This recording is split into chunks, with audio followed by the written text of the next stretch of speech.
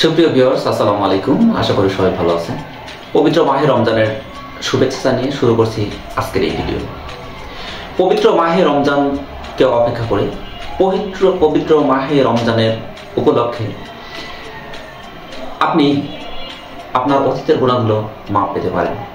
এখানে আজকের এই ভিডিওতে আমরা রমজানে গুনাহ মাফের বিশেষ 3টি আমল নিয়ে আলোচনা করব, যে বিশেষ আমলের মাধ্যমে আপনি এই রমজানকে ওসিলা করে মাপ পেতে পারেন।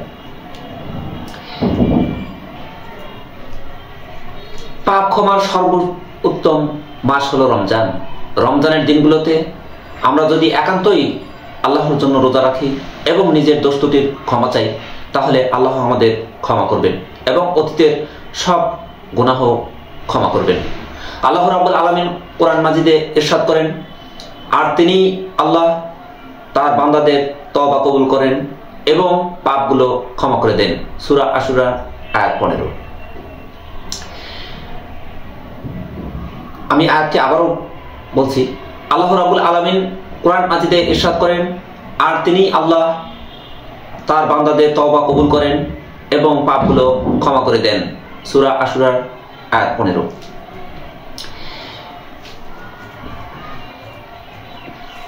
রমজান মাসের বিশেষ 3টি আমল গুনাহ মাফের অন্যতম মাধ্যম। 1 নম্বরে যে বিষয়টি রয়েছে সেটা হলো ফরজ সিয়াম বা রোজা। মহান আল্লাহ যা শুধু রমজান মাসেই মুসলিম জাতিকে দান করেছেন। রাসূলুল্লাহ সাল্লাল্লাহু আলাইহি ওয়াসাল্লাম বলেছেন, যে ব্যক্তি ঈমান ও বিশ্বাসের সঙ্গে এবং সওয়াবের আশা রেখে রমজানের সিয়াম রাখে, তার পূর্বেকার পাপ রাশি মাফ হয়ে যায়। আমি আবারও বলছি, ফরজ সিয়াম বা রোজা। মহান আল্লাহ যা শুধু রমজান মাসেই মুসলিম জাতিকে দান করেছেন। রাসূলুল্লাহ সাল্লাল্লাহু আলাইহি ওয়াসাল্লাম বলেছেন, যে ব্যক্তি ঈমান ও বিশ্বাসের সঙ্গে এবং সওয়াবের আশা রেখে রমজানের সিয়াম রাখে, তার পূর্বেকার পাপ রাশি মাফ হয়ে যায়। বুখারী হাদিস নম্বর 35। 2 নম্বরে যে বিষয়টি রয়েছে কিয়ামুল লাইল তথা তারাবির নামাজ। রাসূলুল্লাহ সাল্লাল্লাহু আলাইহি ওয়াসাল্লাম বলেছেন, যে ব্যক্তি ঈমান ও বিশ্বাসের সঙ্গে এবং সওয়াবের আশা রেখে তারাবির নামাজ আদায় করবে, তার পূর্বেকার পাপ রাশি মাফ হয়ে যাবে। বুখারী হাদিস নম্বর 37। রাসূলুল্লাহ সাল্লাল্লাহু আলাইহি ওয়াসাল্লাম বলেছেন, যে ব্যক্তি ঈমান ও বিশ্বাসের সঙ্গে এবং সওয়াবের আশা রেখে তারাবির নামাজ আদায় করবে, তার পূর্বেকার পাপ রাশি মাফ হয়ে যাবে। বুখারী হাদিস নম্বর 37। 3 নম্বরে যে বিষয়টি উল্লেখ করা হয়েছে গুনাহ মাফের জন্য সবচেয়ে উত্তম একটি ইবাদত, লাইলাতুল কদর এমন একটি রাত যা রমজান মাস ব্যতীত বছরের আর কোনো মাসে পাওয়া যায় না। এই রাত হাজার মাসের চেয়েও শ্রেষ্ঠ এবং উত্তম। এই রাতে মহাগ্রন্থ আল কোরআন নাজিল হয়েছে। আবু হুরায়রা রাদিয়াল্লাহু তাআলা আনহু থেকে বর্ণিত, রাসূল পাক সাল্লাল্লাহু আলাইহি ওয়াসাল্লাম বলেছেন, যে ব্যক্তি শবে কদরে কিয়ামুল লাইল করবে ঈমান ও ইহতিসাবের সঙ্গে, আল্লাহ পাক তার অতীতের সব গুনাহ মাফ করিয়ে দিবেন। বুখারী হাদিস নম্বর 2014। লাইলাতুল কদর এমন একটি রাত যা রমজান মাস ব্যতীত বছরের আর কোনো মাসে পাওয়া যায় না। এই রাত হাজার মাসের চেয়েও শ্রেষ্ঠ ও উত্তম। এই রাত্রে মহাগ্রন্থ আল কোরআন নাজিল হয়েছে।